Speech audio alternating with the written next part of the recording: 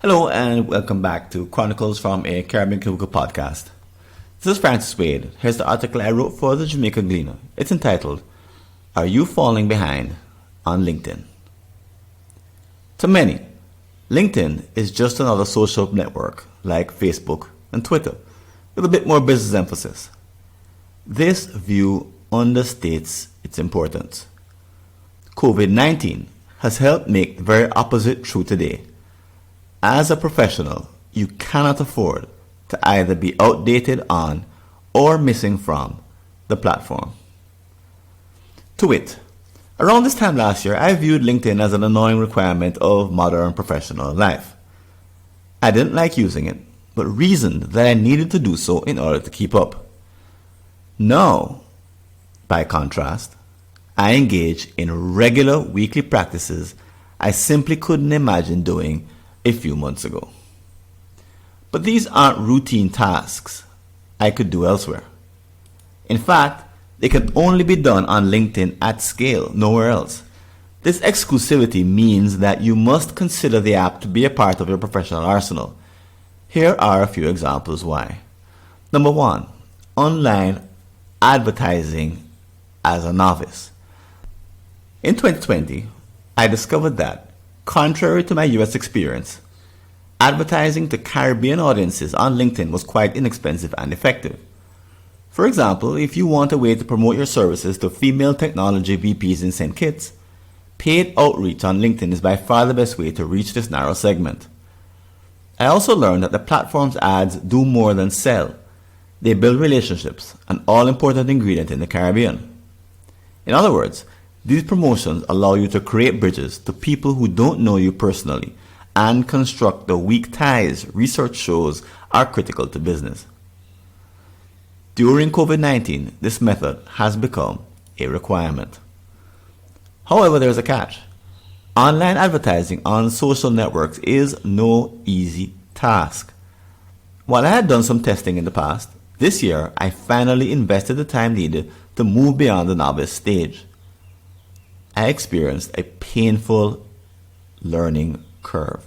For example, I had to learn how to focus on the handful of features which are required versus those which are nice to have.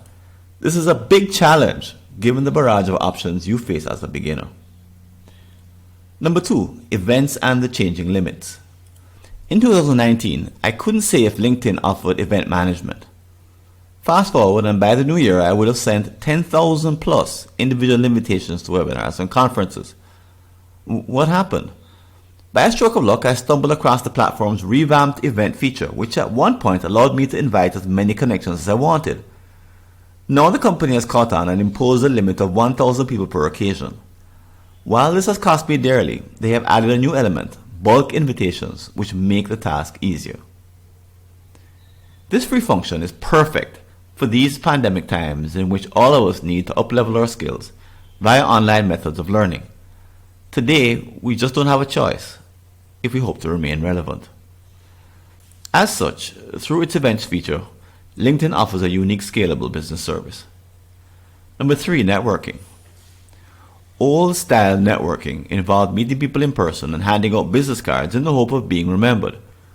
COVID-19 halted this approach. Today, there is no easier way than LinkedIn to build a trusted network. Furthermore, exchanging useful information for mutual benefits becomes a fruitful game to be played over decades, leveraging the platform's ability to create relationships at scale. Unfortunately, if your account is out of date or you don't even have one, you risk sending a silent message. I don't care about building relationships. While you may think that the way you use LinkedIn is a matter of style, the effect of your actions has now moved out of your hands. Whereas a preference not to employ the platform could have been a personal quirk a few years ago, today it's fast becoming the digital equivalent of never carrying my business cards or not believing in resumes. In other words, it's weird. The fact is, all the practices I've mentioned above are new norms over which you have little influence. Everything you do online or fails to do sends a message. Consequently, I have personally declined to refer colleagues for opportunities with serious people due to a missing or mismanaged profile. I just pick someone else and keep moving. My fear is that if you have decided LinkedIn isn't important, you may not be paying attention to the latest developments. If so, stop falling behind and get into the game, setting aside any tired preconceptions. Instead, adapt to an emerging reality you can't afford to ignore and take the necessary actions to bring yourself up to date.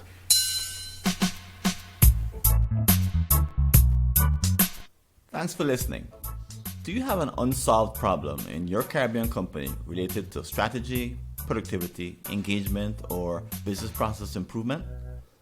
Just visit a searchable listing of all my prior articles and you may be able to help yourself to a fresh line of thinking. Go to blog.fwconsulting.com or see the show notes.